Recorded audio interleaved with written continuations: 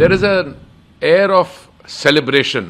GDP could go up by 0.8%. अगर मान लीजिए टैरिफ नेगोशिएशंस किसी देश के साथ नहीं चल रही हो तो क्या जीएसटी रैशनलाइजेशन और जीएसटी रेट कम नहीं होने चाहिए थे? जीएसटी हम लोग लाए, जीएसटी को हमने और आगे सेकंड जनरेशन लाए और इससे लोगों को लाभ मिल रहा है। देखिए, हमारा सौभाग्य है कि हमें ऐसी ऑपोजिशन मिली है।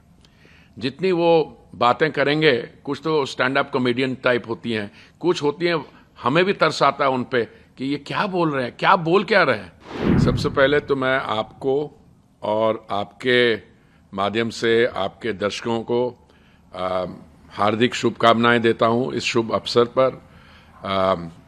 नवरात्रे के अलावा बचत उत्सव, और आप देखिए सब जगह, आप प्रिंट मीडिया खोल के देखें, आप लोगों से बातचीत करें, there is an air of celebration.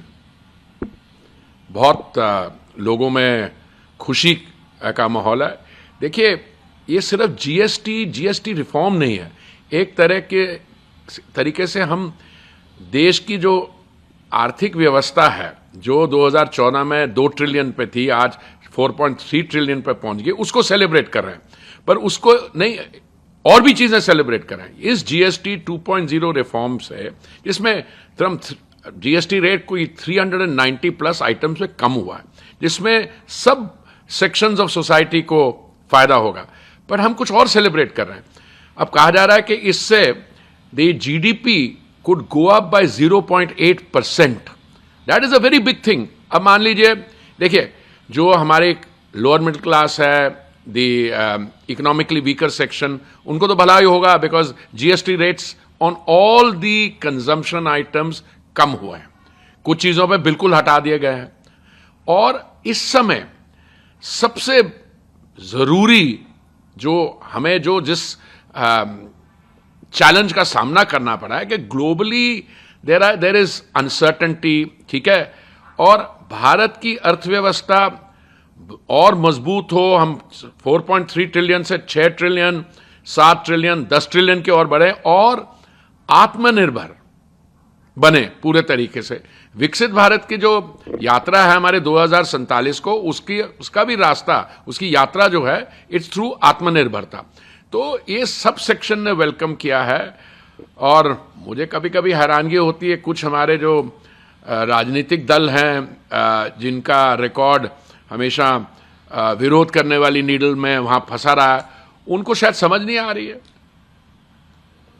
Sir, आप कह रहे हैं उनको समझ में नहीं आ रही, वो बहुत सारे प्रश्न उठा रहे हैं। कांग्रेस कल से ही लगातार एक के बाद एक आरोप लगा रही है। जयराम रमेश का साफ तौर पर कहना है कि टैरिफ का जो मुद्दा है या H1B वीजा का जो मुद्दा है, इन तमाम मुद्दों से ध्यान भटकाने के लिए सरकार अब जीएसटी रिफॉर्म्स की बात अच्छा, कर रही है। मैं इससे काउंटर क्वेश्चन पूछना चाहता हूं। ये जिस व्यक्ति का आपने नाम लिया, ये बहुत बुद्धिजीवी हैं, और बुद्धिजीवी भी कई लेवल्स के होते हैं, साधारण, असाधारण, ये चक्रवर्ती क्लास बुद्धिजीवी हैं। इनसे ये पूछें कि अगर मान लीजिए टैरिफ नेगोशिएशंस किसी देश के साथ नहीं चल रही हो तो क्या जीएसटी रैशनलाइजेशन और जीएसटी रेट कम नहीं होने चाहिए थे? उनसे पूछिए। देखिए, माननीय प्रधानमंत्री जी ने जो कहा था और जो कहते आ रहे हैं, और जो उनके 11 साल में देश में हर एक वर्ग के लिए हुआ है, ठीक है, 4 करोड़ प्रधानमंत्री Awas Yojana, 33 crore LPG cylinder connection, जो जयराम जी के अंकल जब थे उस समय 14 करोड़ थे, और उसके बाद 10 करोड़ 30 लाख उज्ज्वला कनेक्शन, जिसके तहत एक परिवार को 500 रुपये में एक गैस का सिलेंडर मिलता है, जो 6 सेंट बनता है। पेट्रोल और डीजल प्राइसेस डाउन। बट उनसे ये चीज पूछा जाए कि अर्थव्यवस्था हमारी कहां थी और कहां तक पहुंच गई है, अभी भी जो दुनिया में हो रहा है उसको किस तरीके से आप नेविगेट कर रहे हैं? वो आपकी तरफ आ रहे हैं कि आप उनकी तरफ जा रहे हो? ठीक है, आपके जो रिक्वायरमेंट्स हैं, नेगोशिएशन चलेंगी, पर क्या करें, जब तक नेगोशिएशन, अगर टैरिफ नहीं होते तो हम अपनी इकोनॉमी को ज्यादा मजबूत नहीं करते। हम ये जो आत्मनिर्भरता की और स्वदेशी का स्लोगन है, गर्व से कहिए स्वदेशी है, ये अभी थोड़ा ना है, ये तो पहले का है। अभी तो उसको एक बूस्ट देने के लिए जीएसटी 2.0 इंट्रोड्यूस की गई है, और मैं तो सब जगह से देख रहा हूं जो फीडबैक आ रहा है, इट्स एक्सीलेंट। बहुत लोग खुश हैं। अगर आप इलेक्ट्रॉनिक मीडिया देखिए तो अगर आप कोई शॉपिंग जो वेट कर रहे थे, हमारे यहाँ होता है कि नवरात्रे जब शुरू होते हैं श्राद्ध के पीरियड में नहीं होती, अभी देखिए मार्केट्स कैसी बूम होनी शुरू होंगी। गाड़ियों के दाम कम है, वाइट गुड्स के दाम कम है, डेली कंजम्पशन आइटम्स कई तो बिल्कुल फ्री कर दिए गए हैं और दूसरे 5% पे हैं। सो ये तो जयराम जी को मुझे लगता है कि कोई एक कंसल्टिंग कंपनी को हायर करके अपने लिए और अपने लीडर के लिए कुछ नए मुद्दे ढूंढने चाहिए, क्योंकि जो मुद्दा लाते हैं वो तो बैकफायर कर जाता है। अब उन्होंने कहा जेन जेड की बात की। जेन जेड में क्या हुआ? वो जो जेन जेड के इलेक्शन हुए दिल्ली में और शायद हैदराबाद में, उनकी जो कांग्रेस पार्टी की वो यूथ विंग है एनएसयूआई, वो तो वाइप आउट हो गई। और बाकी भी जो इन्होंने मुद्दे उठाए, एक मुद्दा उठाया था पीछे एसआईआर का, सर का, तो उनका क्या जवाब था? हमने कहा कि करना चाहिए, जो फर्जी वोट है किसी की बनी हुई है, they should be taken out. तो उन्होंने कहा सारे देश में होना चाहिए। हमने कहा ये तो हम शुरू से कहते आ रहे हैं, अब दिल्ली में एसआईआर होगा, हम उसका स्वागत करते हैं, उनको भी करना चाहिए। और पहले कास्ट सेंसस की बात की थी, सब कास्ट के चट्टा, हमने कहा हमने कब मना किया? जब पूरा सेंसस होगा उसमें कास्ट का कंपोनेंट जाहिर होगा। हमने कभी नहीं कहा कि सब कुछ हमने ही किया। एक ये बुद्धिजीवी व्यक्ति का और बयान है कि ये तो जीएसटी काउंसिल ने किया। अरे भाई, हम कहाँ कह रहे हैं कि जीएसटी काउंसिल ने नहीं किया, पर जीएसटी काउंसिल का आप स्ट्रक्चर समझते हैं ना। देश की वित्त मंत्री जी हैं, उसमें राज्यों के भी वित्त मंत्री हैं, पर प्रपोजल कौन लेके आता है? चेक कर ले रिकॉर्ड, प्रपोजल हम लेके गए थे जीएसटी रिडक्शन के, वो लाए थे। और दूसरा, हमने उस समय क्या कहा था, बात क्या कर रहे हैं? उस समय तो कोई टैक्स था ही नहीं।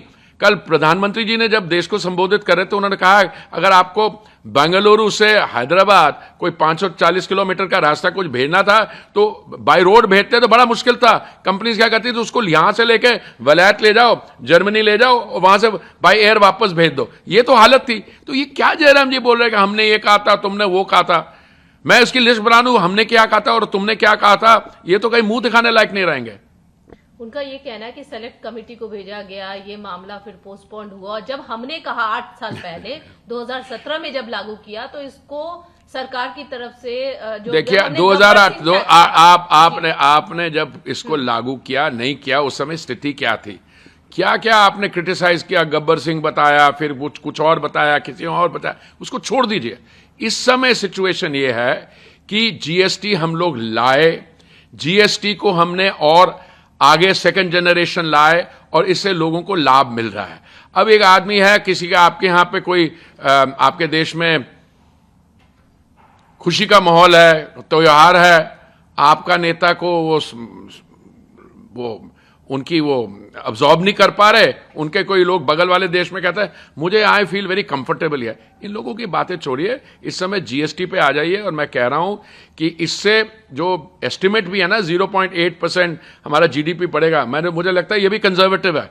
अगर वाकई से जो हमारी अंदर की फोर्सेस हैं इकोनॉमिक स्ट्रेंथ की जो अनलीश हो रही हैं, तो मुझे लगता है इसका लाभ और भी ज्यादा होगा। प्रधानमंत्री जी ने जो नारा दिया है कि स्वदेशी अपनाओ, स्वदेशी को लेकर ज्यादा से ज्यादा प्रचार प्रसार कीजिए, आपको लगता है कि वोकल फॉर लोकल बिल्कुल सीरियसली नहीं जा रहे हैं? मैंने तो एकदम अप्लाई कर लिया। जिस दिन उन्होंने कहा मैं लोकल एचएमटी घड़ी पे आ गया हूं, मैंने एकदम यूज कर लिया। मैं तो 39 इयर्स फॉरेन सर्विस में रहा हूं, मैं बाहर देशों में भी रहा हूं, तो मैं समझता हूं कि ये वोकल फॉर लोकल, स्वदेशी सिर्फ एक नारा नहीं है, एक ये अंदर की फीलिंग है। और अभी तो हमारे यहाँ प्रोडक्ट्स इतने मिलते हैं, आप कभी बाय एयर ट्रैवल करें, हमारी एयरपोर्ट्स पे जो वोकल फॉर लोकल और स्वदेशी डिस्प्ले है, सही माने में डिजाइनर ब्रांड्स, फैशन ब्रांड्स, ये सारे यहां से उठ के बाहर जा रहे हैं। एक अंतिम सवाल लूंगी सर आपसे, जिस तरीके से सिर्फ कांग्रेस ही नहीं अन्य ओपोजिशन पार्टीज भी इसको लेकर क्रिटिसाइज कर रही है। कौन कर रही है? जो कांग्रेस के अलावा कौन कर रही है? सारे ही लीडर्स देखिए तो आपको लगता है कि मतलब ये क्या, अगर सरकार का कोई भी अच्छा काम होता है तो उसमें क्रिटिसाइज नहीं उसको वो देखिए, ये देखिए हमारा सौभाग्य है कि हमें ऐसी ऑपोजिशन मिली है जितनी वो बातें करेंगे, कुछ तो स्टैंड अप कॉमेडियन टाइप होती हैं, कुछ होती हैं हमें भी तरस आता है उन पे कि ये क्या बोल रहे हैं, क्या बोल क्या रहे हैं। मैं आपको कुछ क्लिप्स लाता हूं, उनको आपको दिखाता हूं, अगर आपके ANI के पास समय हो, उनको एक डॉक्यूमेंट्री बना के आप दिखाइए।